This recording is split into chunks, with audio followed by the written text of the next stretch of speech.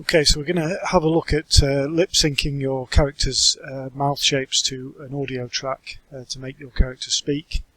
This is my example, so this is what we're going to end up with. If I just scrub the needle, you can see that the mouth is opening and closing, synchronized to a track, an audio track of voice talking. So the first thing we want to do is set up the new movie, so File and New. We'll stick with ActionScript 3.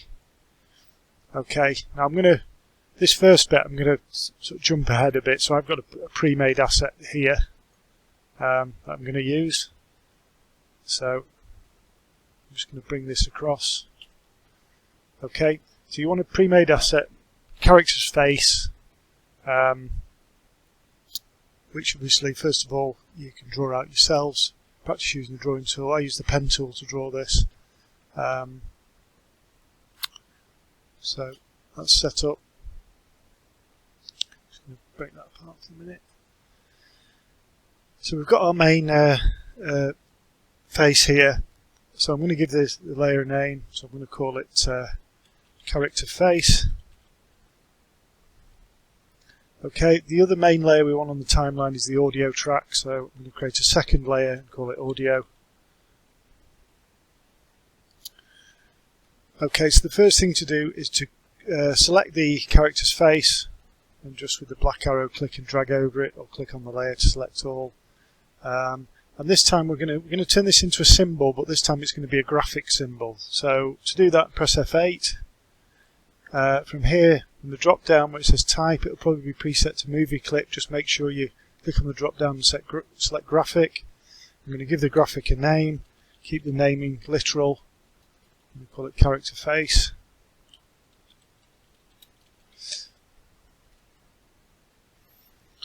Okay, and if you remember, if we click on the library here, we'll have that then will be stored in the library. So character face stored there.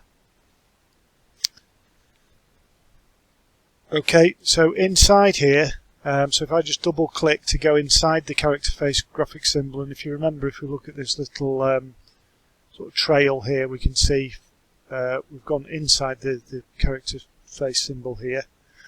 So I'm going to create another layer here. So again, just call it face, just to differentiate the face from the second layer, which is going to contain the mouth.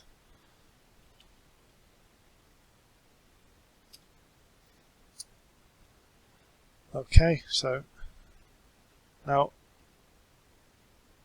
I'm just going to do this slightly differently. Now I've already drawn the first mouth shape here, and I'm going to break that apart. So obviously, you know, your mouth, you should be able to select it separately. Now if you wanted, you could wait and leave the mouth, don't draw it, and then when you've created the face, turn it into a symbol, you can then draw the mouth. But it should be reasonably easy if you've drawn the mouth on the face initially to just select it and separate it. So I'm going to separate the mouth there. I'm going to cut it out. I'm going to put it on its own layer. So remember that rule, you know, if anything's going to be animated, it needs to be on its own layer. So I'm then going to now turn that into a graphic. So again, F8, and I will call it mouth.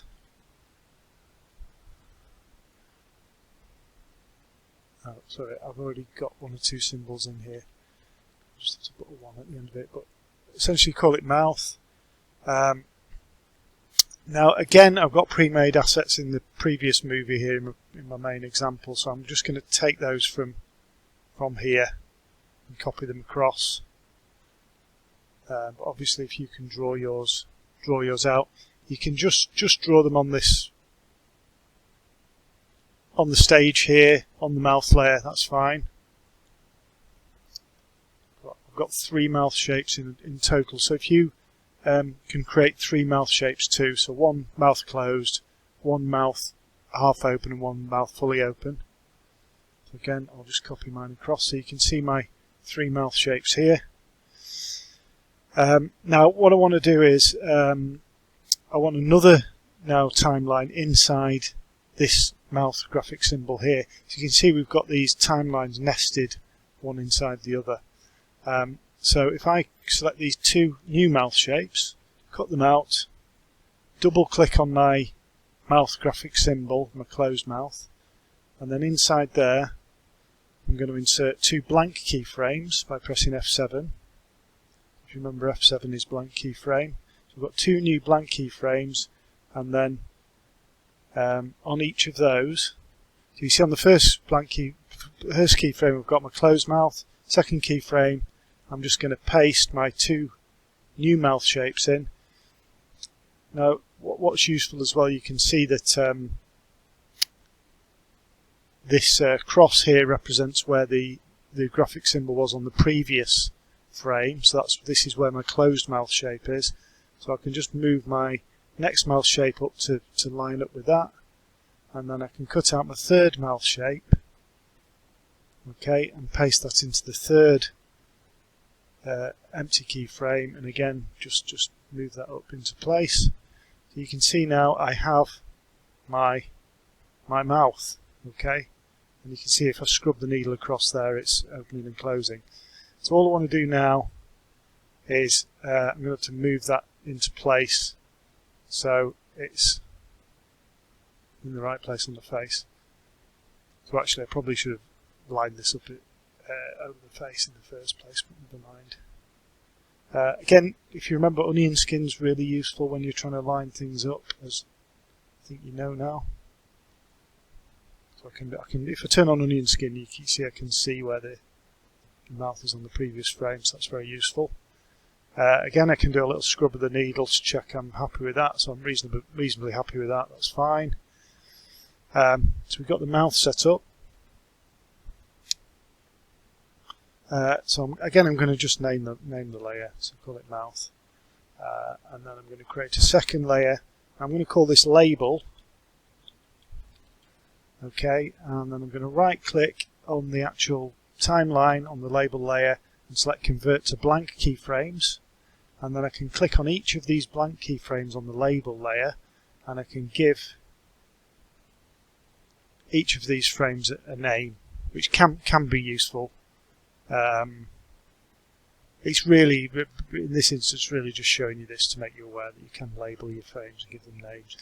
It's probably actually more useful when you actually come to adding a bit of code, because you can refer to frame labels in the code. But anyway, we'll do it here. So we've got closed, and you'll see when you've labelled the frame, a little red flag appears. We've got half open, and we've got fully open.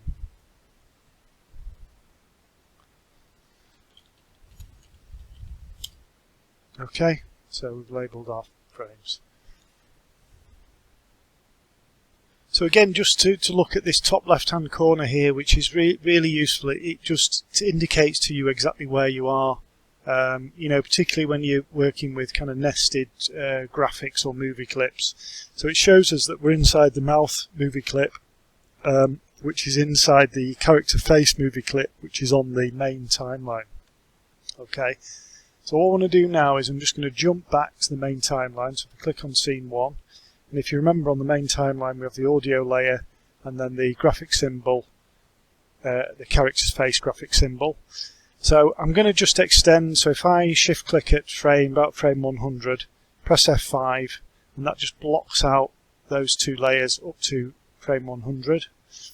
So the next thing I want to do is to bring some audio in. Now you can either find some audio of somebody talking on one of the free sound websites, sound clip websites, or you can, you know, record your own. You've got a voice recorder on your phone, so that's up to you. Okay, so you can import your sound in. I've actually got a sound already in my example movie here, so I'm just going to go into my library in the other movie and I should be able to copy this across. Okay, now obviously if you remember, when you want to bring a new sound in, you need to import it in. So if you go to File and Import to Stage, that'll bring it straight onto the audio layer here. Make sure the audio layer is selected. I've just brought mine into my library here, so just making sure I'm on the audio layer here. I can drag that in and you'll see you know, that familiar, that orange waveform that represents the sound is there. So I've got a reasonable, you know, I've got 100 frames of audio here to practice lip syncing to. Okay, so if I go now to double click back on this graphic symbol here, on the face graphic symbol, to go back inside it. Okay, and then again, if I block this out to about frame 100, so shift click and F5, then I've got a reasonable number of frames to animate. So basically now it's a question of starting to synchronize the mouth shapes to the audio. So to do that, okay, I can scrub the needle along. Yeah, so the other thing I meant to mention is, now if we go back to scene 1 here, we've got the audio layer on the main timeline. Now when we publish the movie, we need the audio layer on the main timeline, but for us to be able to synchronize the mouth shapes, we also need it inside the face movie clip. So we need to right click and copy layers, copy the audio layer, double click to go inside, back inside the face graphic, and just paste, right click and paste that audio layer inside the face graphic. So we can synchronize the mouth shapes to it. So if I scrub the needle here, you should be able to hear my audio layer. Okay, and then if I click on the mouth layer where the audio starts, and then go to properties, and then make sure I've selected the mouth movie clip as well. Okay, and if I go to the properties panel here, you'll see that we have a series of settings. Okay, and the ones we're interested in are where it says looping here. Now where it says options, if I select single frame, so that's important, and you'll see now if I just scrub across, the mouth doesn't move at all. So that's important because we don't want it to play on a loop. So let me just scrub it back to where the sound starts. So it's about there.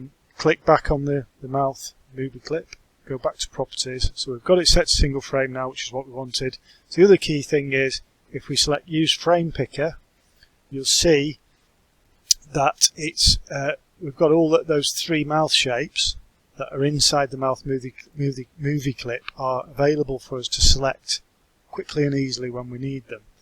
So if I select mouth half open, you'll see that it automatically inserts a keyframe as well. So this just speeds up the syncing process. Yeah, and then if I move along, so what you could do to block it out is just listen for the start of each word, and then listen for a period of silence in between each word. Click on the mouth movie clip again and select mouth closed. So you're just blocking out initially when mouth is open, when mouth is closed, and then you can move into creating more finer adjustments from there. If I move, so I think the next word starts about here. There's a very short period of silence, and again I can select whichever mouth shape I think is appropriate. Move along to where the next piece of silence appears.